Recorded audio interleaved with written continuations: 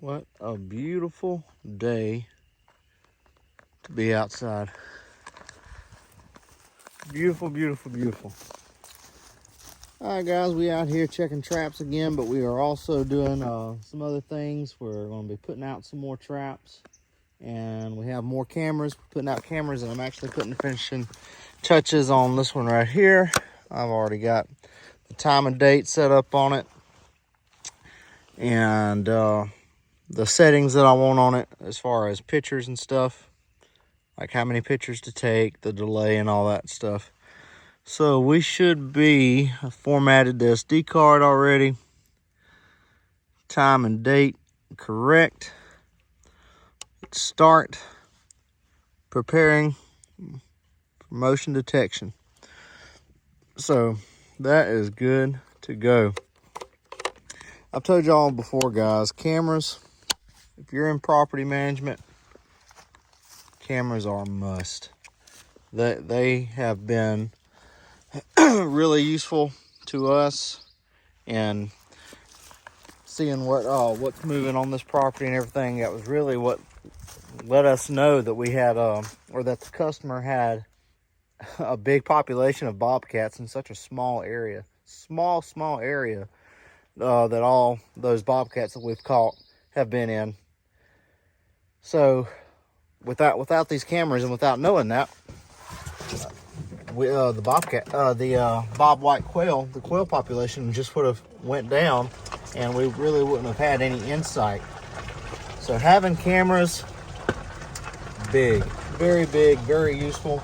You don't have to go super expensive. I know the big thing is to get the cellular types that sends you the photos automatically to your phone, and those are pretty expensive, but you don't have to necessarily go that route if you're on a budget.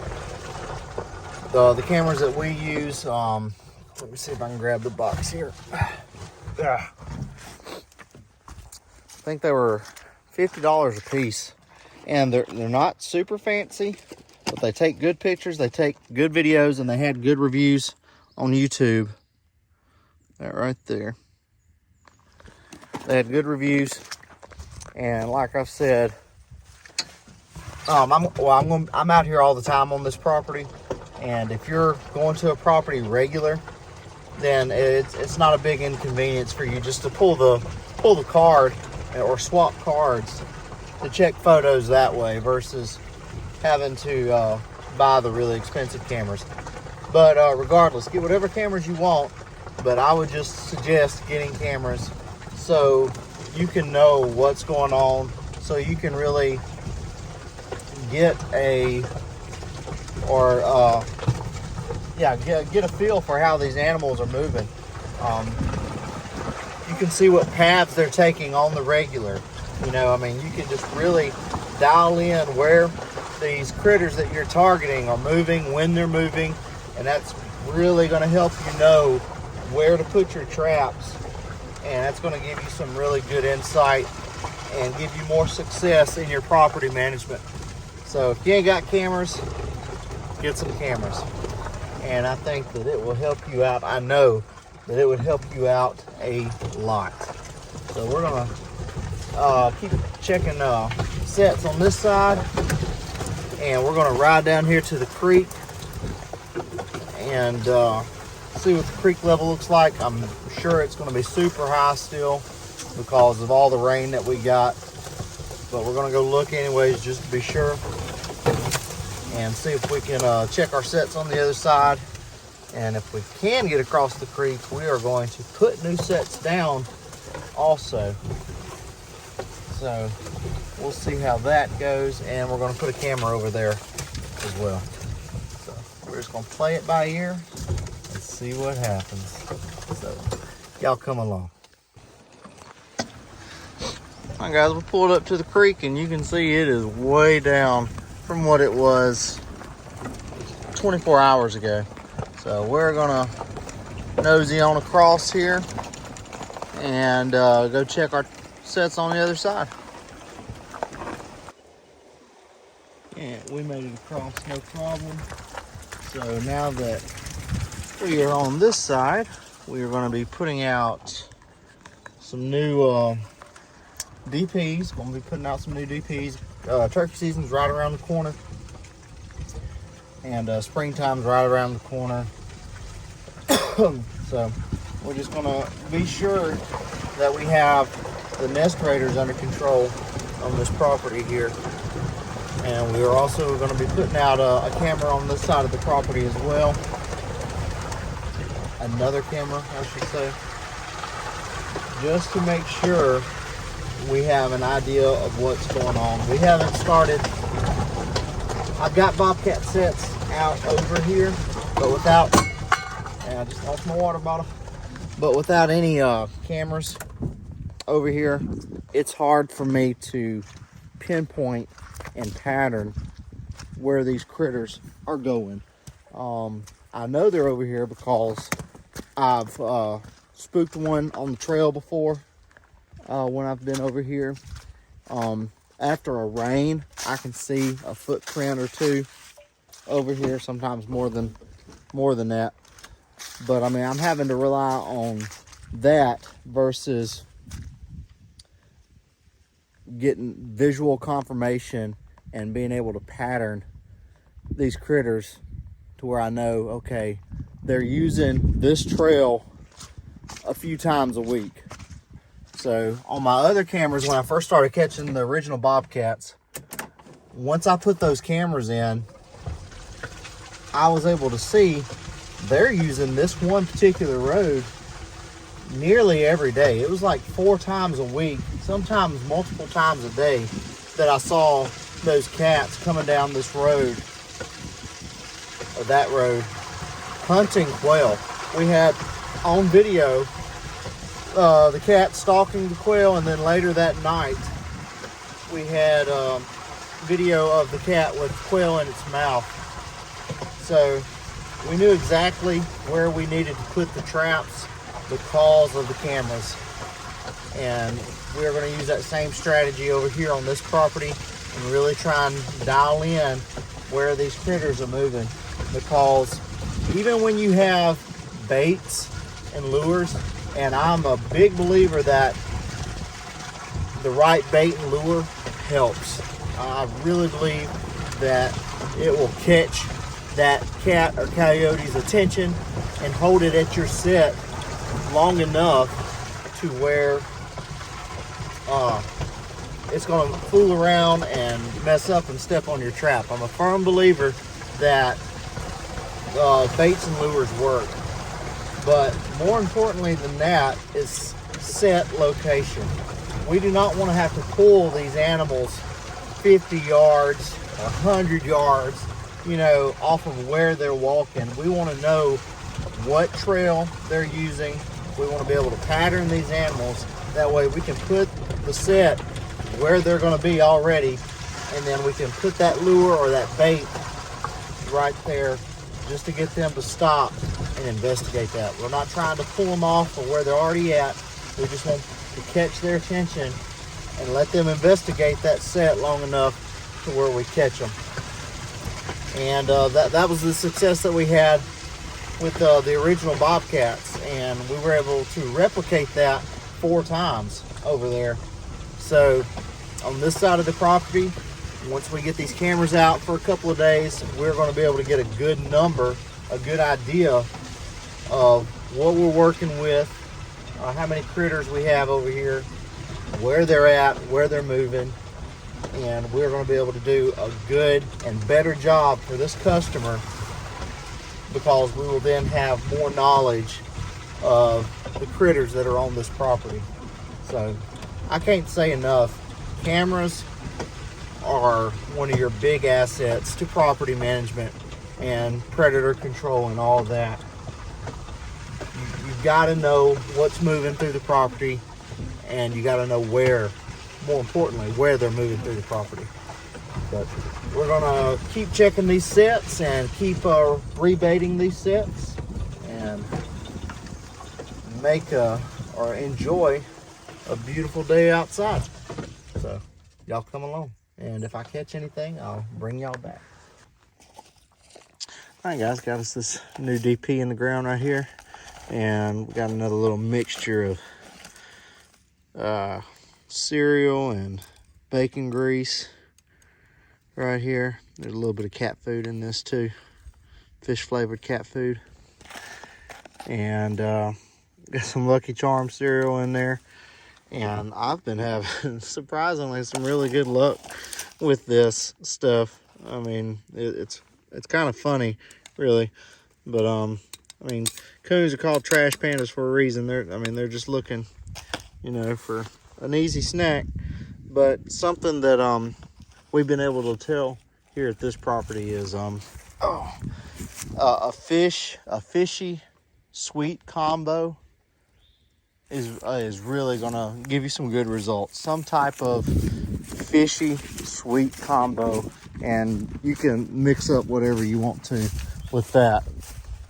But jumping back to location, like what I was talking about a while ago, I always look for what I like to call home trees, where these coons make their homes at. So this would have been a home tree, still kind of is a home tree, because this tree is hollowed out in some spots.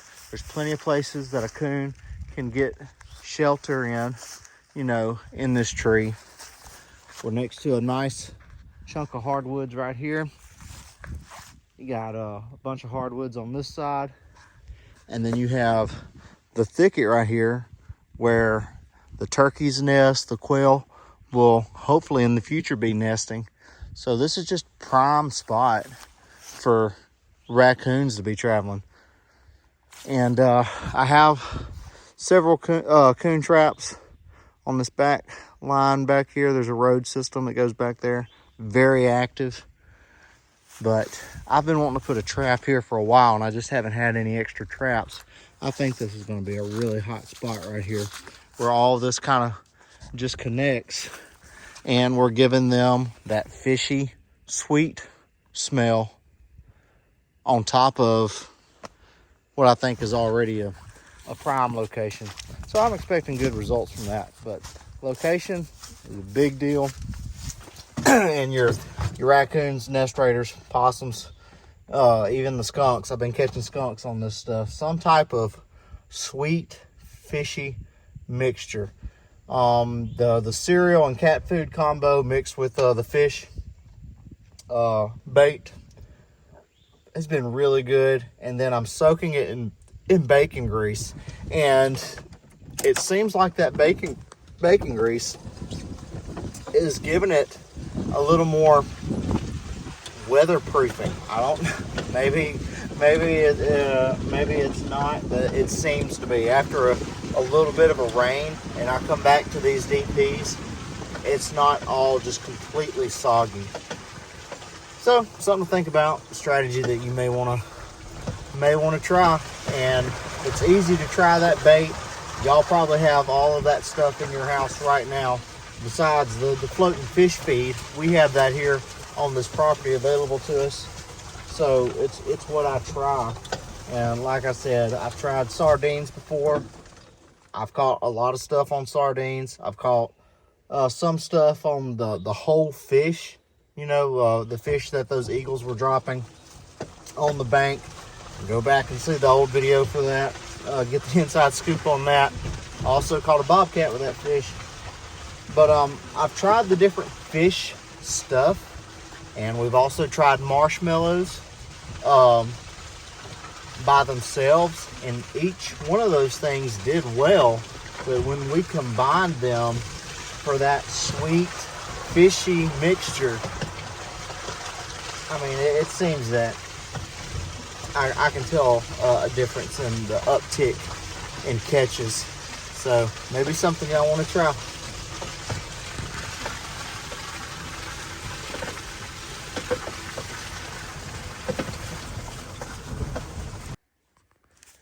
Something I wanted to point out real quick on this DP right here. Again, you see, this is kind of the concept that I'm going with of home tree, where these critters would normally, you know, bury up in a storm, take shelter in. And you can see through there that is hollow. So this is just, it used to be when it was standing, and it's definitely now a place where a critter, I mean, there could be something down in there right now, who knows, where a critter would hide at, you know. And you can see right here where my DP is, you can see the catch circle right here, because I'm always catching something in this spot. I mean, it's just a hot spot that they use. And this new bait that I'm using, combination of stuff, is just really catching their attention. I mean, you got the cereal's colorful, you got the marshmallows, you got the smell of the cereal, you got the smell of the fish bait, you got the smell of the bacon grease. They just love it, man. It's like crack to these little animals. Good stuff. So, I mean, y'all can see the catch ring. You see where I'm putting my traps next to. If I can find a spot like that, and I have the traps, I'm putting a DP down right there. And we just got a whole nother box of traps for this property. So it's just exciting putting this new stuff out, because I know we're gonna have some good results with it. But anyway, wanted to show y'all that tree. On to the next. So I'm probably going to make this its own video, and I'm probably going to title it something like how to catch a raccoon, how to catch nest raiders, just because we've had so many good prime examples today. I think this is going to sum it up really good right here. So right there, you got some raccoon tracks. It's either raccoon tracks or possum tracks, either way. And right there is that home tree that I was telling you about at the beginning. And I put my DP right there beside it. Hardwoods on this side, green field over here. Hardwoods on this side, and the green field is behind me, like over here. And all back there are those pines with all the thick sage and everything, and that's where those turkeys are going to be nesting at, is in that tall grass. So find your location where these raccoons and nest raiders are going to be living, which are these big trees, these fallen trees, you know. And you know what they're eating. They're nest raiders, so they're looking for ground nests, you know, and other little stuff like that. So we know where they're going to be hunting at. We know where they're prowling at. We just saw tracks, you know, coming up this little 2-track. So find where they're going to be at and plug that little DP in the ground. Get you a fishy, sweet mixture of some sort. I mean, and that's it. I mean, at some point, you're going to have a raccoon or possum or skunk in that trap. If you just do those simple things. Find out where they're going to be at, which is, the concept is set on sign. Find out where they're moving. And find out where they're living. And you just put that trap right smack dab in the middle of it. And you're going to catch one. It's going to happen. At some point, you're going to catch one. So, that's it. How to catch a raccoon, how to catch a possum, how to catch a nest raider. There you go. So, hope that was helpful.